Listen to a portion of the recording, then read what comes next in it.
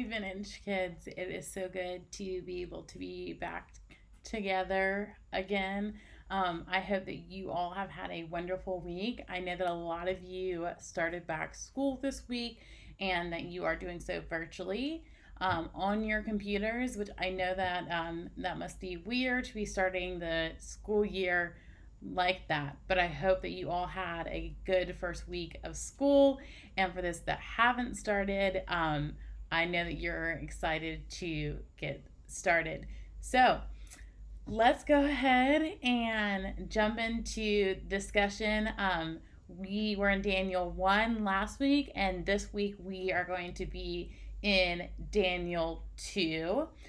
So over the last couple of months, so this past year, we have spent learning about God and His kingdom, all about who God is and how much He loves us.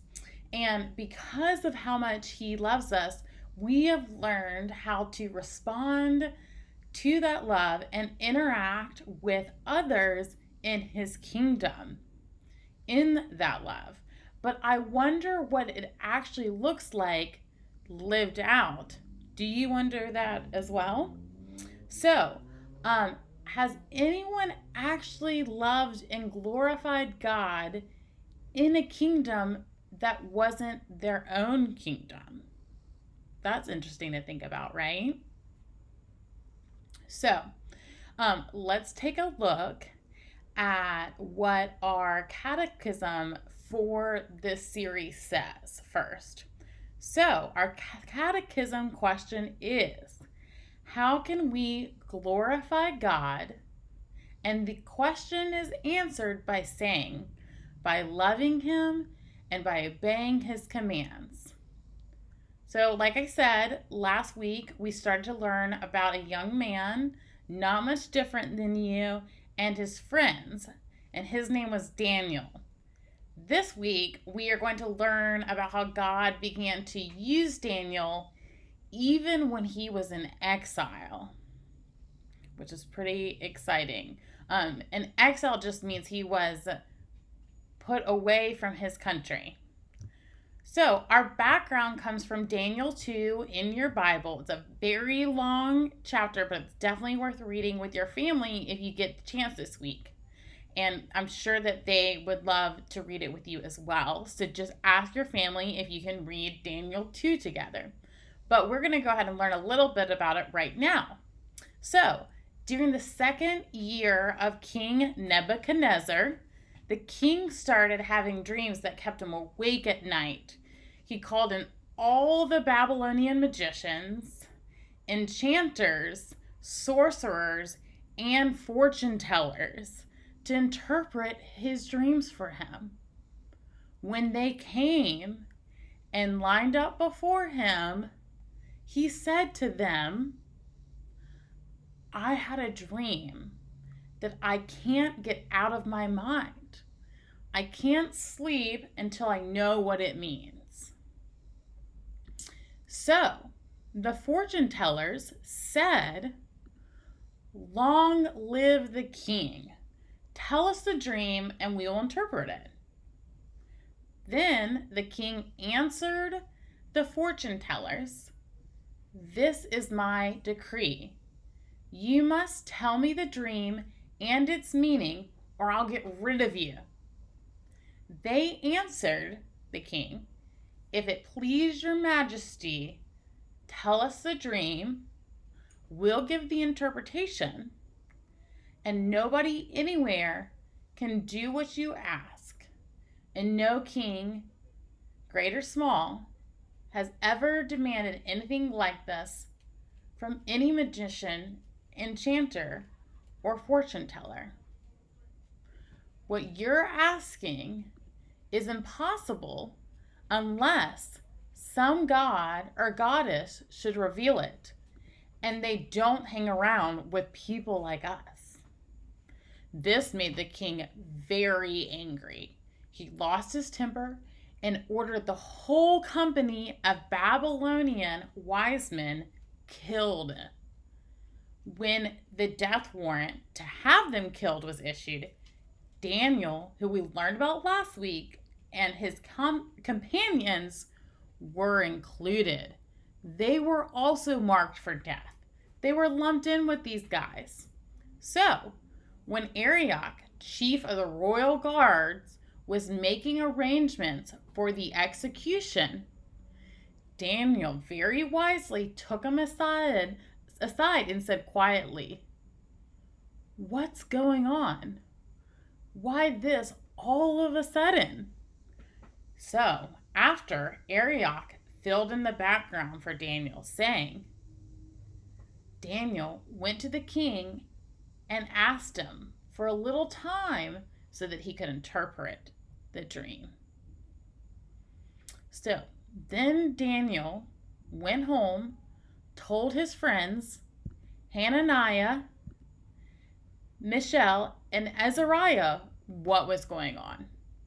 He asked them to pray to the God of heaven for mercy in solving this mystery so that the four of them wouldn't be killed along with the whole company of Babylonian wise men. That night, God blessed Daniel with a vision of the dream. Daniel said to God, "Blessed be the name of God forever. He knows all and does all. He has solved the king's mystery." So Daniel was taken to the king, and he said, "No man could solve this mystery. But there is a God in heaven who solves mysteries, and he has solved this one." Daniel told the king what he had dreamed, and not only told him what he had dreamed, but told the king what his dream meant. Daniel said, "You, O king, are the most powerful king on earth. The God of heaven has given you the works, rule, power, strength, and glory. He has put you in charge of men and women, wild animals, and birds all over the world. You're the head ruler. You're the head of gold. But your rule will be taken by another kingdom. But throughout the history of these kingdoms, the God of heaven will be building a kingdom that will never be destroyed. Nor will this kingdom ever fall under the rule of another." When Daniel finished, King Nebuchadnezzar fell on his face in awe before Daniel. He said to Daniel, "Your God is beyond question the God of all gods, the master of all kings, and he solves all mysteries. I know because you've solved this mystery." Then the king promoted Daniel to a high position in the kingdom, lavished him with gold and gifts, and made him governor over the entire province of Babylon and the chief in charge of all the Babylonian wise men. At Daniel's request, the king appointed Shadrach, Meshach, and Abednego to administrative posts throughout Babylon, while Daniel governed from the royal headquarters. Last week, we learned how Daniel was a normal young man living a normal life, and then he became a young man in exile. That would be like you just living your normal life, and then all of a sudden you are banished. So, how does this short story show how he was living in exile and how God was using him in exile to show God and God's plan to others? Well, we know that Daniel does everything in exile well. He learns the way of the he learns the way of Babylon and lives like a Babylonian so that he can become a wise man in Babylon. This creates space to be in a place to learn about the king's dream and be able to interpret the dream because God used the space he was in.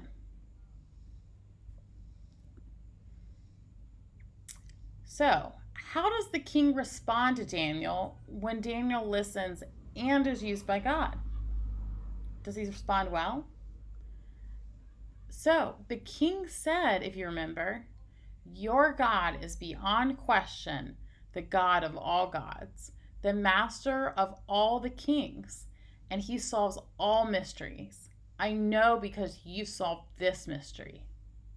So, with that, he trusts Daniel, promotes Daniel, and his friends. I think your friends would be happy if you helped get them promoted as well. So, how does the story of Daniel being used relate to you? You may not be in a king with a kingdom, and you've probably never been asked to interpret dreams. But just like Daniel, you are being used by God. How can we, as young people, be used by God?